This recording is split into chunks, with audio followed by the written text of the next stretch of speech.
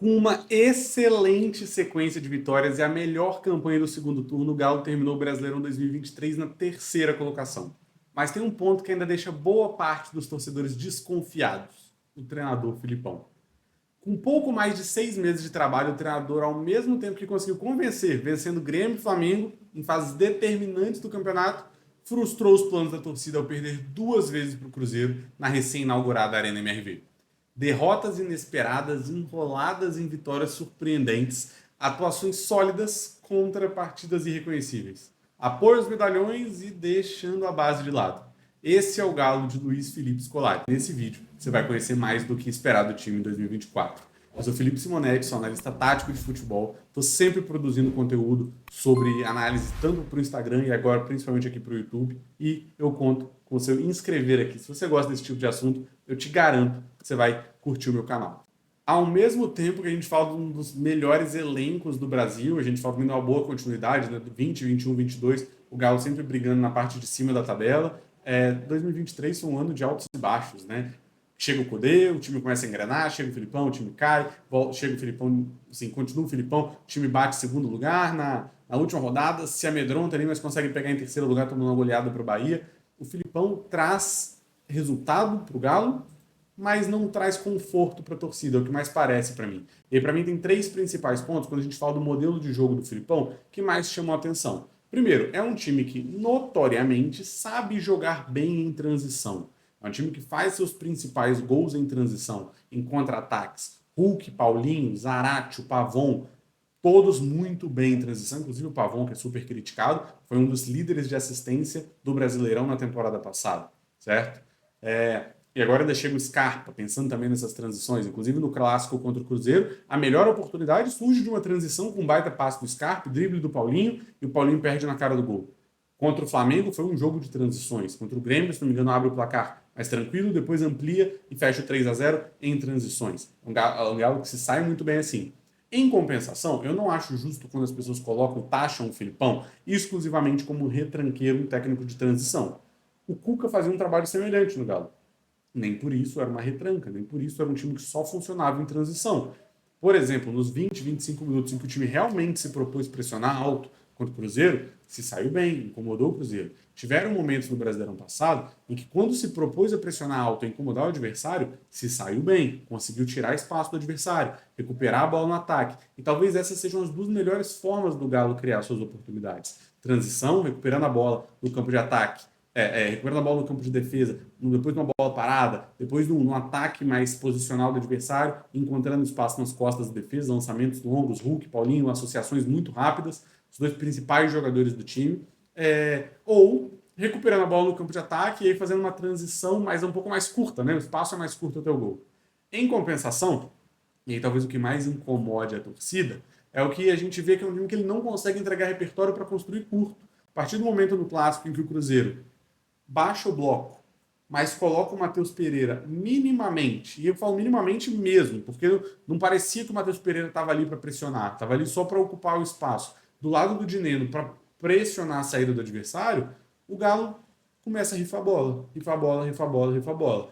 Pode ser tensão dos jogadores? Pode. Pode ser instrução do Felipão? Pode, e até é provável. O Felipão ele fala na coletiva que treina outros tipos de saída de bola, mas parece que para ele é um recurso bastante aceitável a saída longa e bastante utilizado, inclusive. E o que estranha até, inclusive, é que vários momentos o Otávio dá a linha de passe e principalmente o Lemos e o Everson é reconhecido por ser um goleiro que constrói bem com o pé, optam por colocar uma bola mais longa, talvez num desespero, e o placar com 0-0 ainda.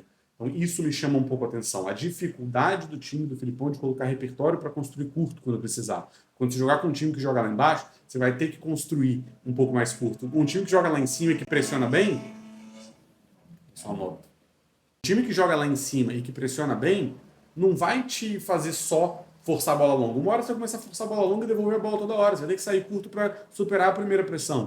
E são momentos, em especial, em que o time do Filipão, quando ele tem que propor muito o jogo, ele tem que ocupar o campo do adversário, ele tem que amassar o adversário nesse aspecto, que ele não consegue ter bom resultado. Contra o Curitiba na Arena MRV, mesma coisa. E o Curitiba sai bem em transição. Em compensação, contra Flamengo, Grêmio, lembro de um jogo contra o Fluminense também, até um jogo contra o São Paulo no Mineirão, o time se sai muito bem em transição e começa a definir jogo. Então, talvez essa seja a síntese ofensiva do Filipão. E indo aqui para a prancheta, que eu sei que vocês gostam da pranchetinha, o que para mim se destaca? O Filipão é um técnico muito pouco posicional. O que a gente quer dizer com isso? Não vai ver posição bonitinha desse jeito que tá, principalmente porque não é um time que gosta de realizar ataques posicionais. E lembra, o ataque posicional não tem nada a ver com o jogo de posição ou com um jogo mais posicional. O ataque posicional é uma fase do jogo em que você ocupa o campo adversário. Ocupou o campo adversário, está trocando passe? Ataque posicional. Jogadores mantêm posição? Um jogo mais posicional, um jogo de posição, entre vários outros conceitos.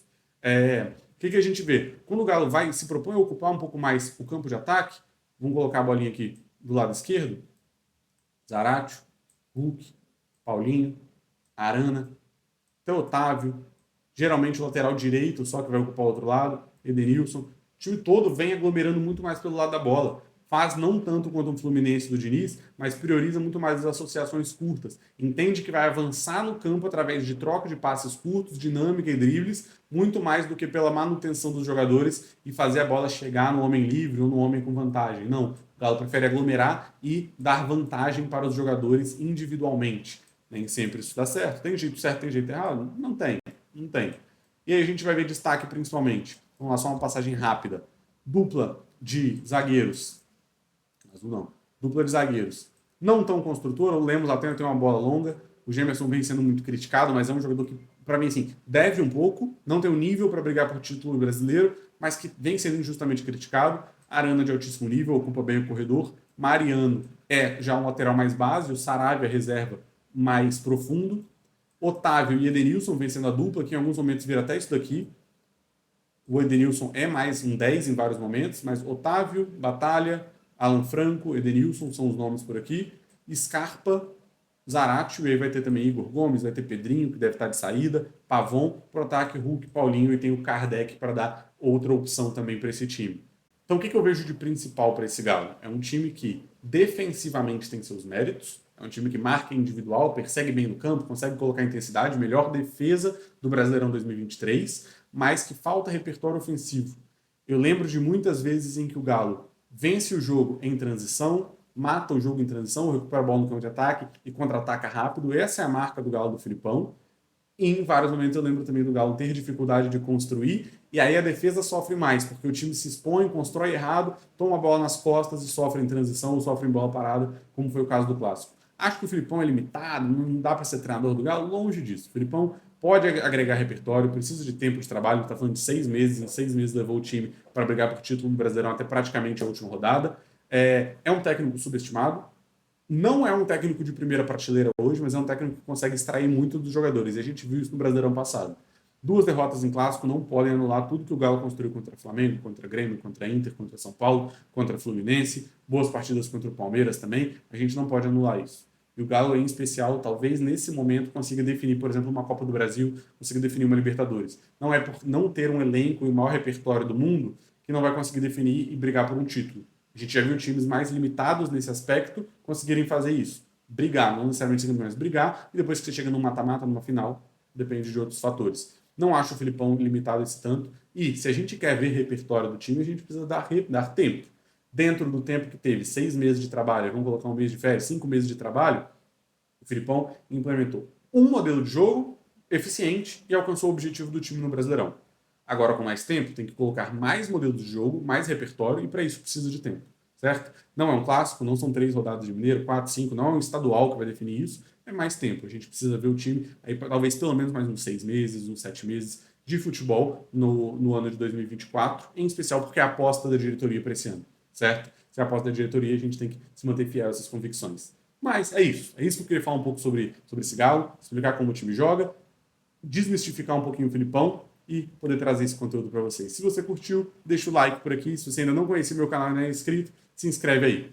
Tamo junto, um abração e até a próxima.